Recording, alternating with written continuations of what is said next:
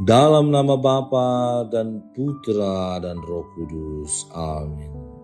Allah Bapa yang Maha Pengasih dan Penyayang, kami datang kembali ke hadapan-Mu, bersyukur atas cinta-Mu yang berlimpah dan tiada berkesudahan dalam hidup kami. Kami mohon bantulah kami untuk senantiasa mampu menemukan butir-butir kasih dalam setiap pengalaman hidup kami.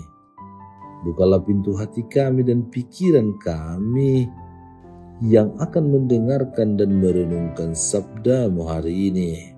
Dan semoga semua yang kami renungkan dapat kami lakukan dan praktekkan, aplikasikan dalam kehidupan konkret kami sehari-hari.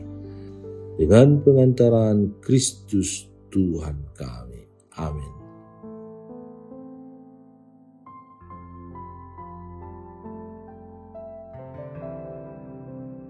Tuhan bersamamu dan bersama rohmu. Inilah Injil suci menurut Yohanes, dimuliakanlah Tuhan. Dalam perjamuan malam terakhir, Yesus membasuh kaki para murid-Nya. Sesudah itu Ia berkata, sesungguhnya seorang hamba tidaklah lebih tinggi daripada tuannya, ataupun seorang utusan daripada Dia yang mengutusnya. Jikalau kamu tahu semua ini, maka berbahagialah kamu jika kamu melakukannya.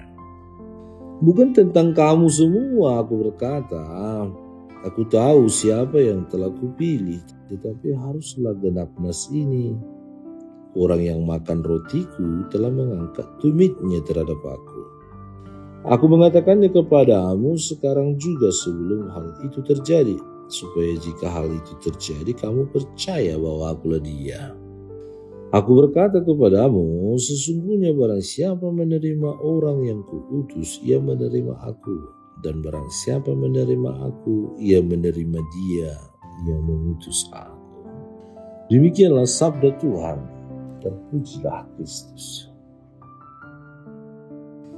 Saudara-saudari terkasih dalam Kristus Yesus, apakah yang kita pikirkan ketika mendengar kata utusan?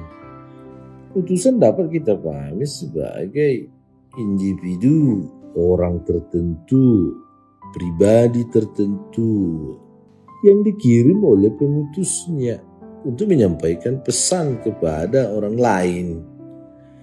Dia mendapat kuasa dari si pengutus, diberi kuasa untuk mewakilkan dirinya, pimpinannya. Seorang utusan ialah representasi dari pengutus. Contohnya, seorang kurir yang mewakili pengirimnya dalam proses pengantaran barang atau pesan, dan duta yang mewakili suatu negara di negara lain. Ia tak lebih dari tuannya, ia adalah seorang pelayan dari tugas dan kuasa yang diberikan kepadanya. Begitu juga dengan seorang hamba yang tak lain juga seorang pelayan dari tuannya.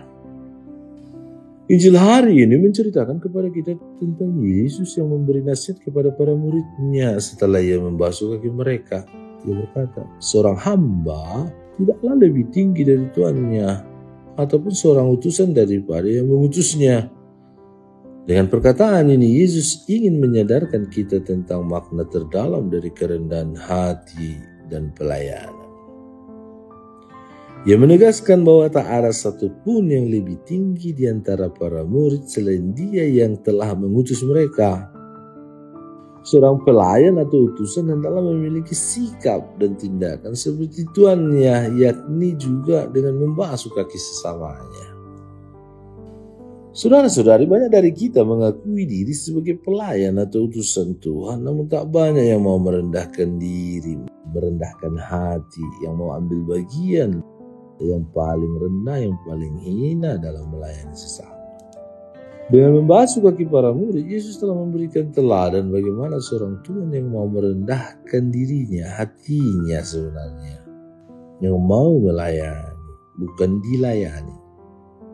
Apa yang dilakukan Yesus bertujuan agar kita tidak ragu-ragu lagi mengambil tugas kemuridan dengan melayani sesama dengan rendah hati. sama seperti Yesus yang melayani. Namun tak jarang sebagai utusan kita memberikan tumit kita terhadap Tuhan, melakukan pengkhianatan, kebohongan, dusta, dan lain sebagainya. Merasa diri paling hebat, paling cerdas dan pintar, sombong dan tinggi hati, merendahkan sesama manusia, tidak mencintai dan mengasihi serta melayani. Dari kerendahan hati, ketulusan hati, itulah kita manusia yang lemah ini. Bacaan hari ini mengajak kita untuk merenungkan kembali panggilan kita sebagai utusan, sebagai saksi Tuhan, sebagai murid-murid dan pengikut Yesus.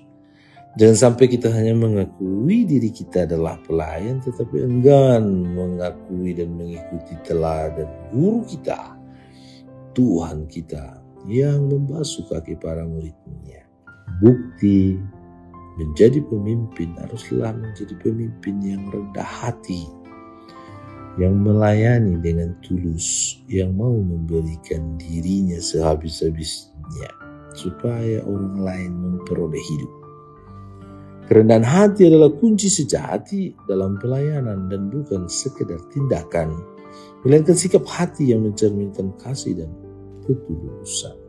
Sebagaimana Yesus membasuh kaki murid-muridnya, demikian pula kita dipanggil untuk melayani sesama dengan tanpa pamrih, tulus dan ikhlas, berjuang untuk semakin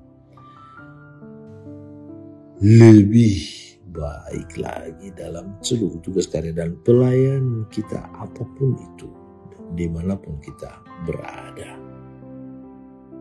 Semoga Tuhan menguatkan kita, memampukan kita untuk sama seperti Tuhan kita Yesus Kristus.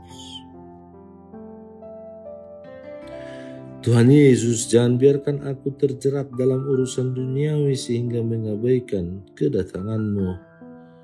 Buatlah hatiku siap menyambut-Mu dalam hidupku, agar aku selalu mengalami kebebasan dan damai dan sanggup mewartakan kehadiran-Mu yang penuh kasih.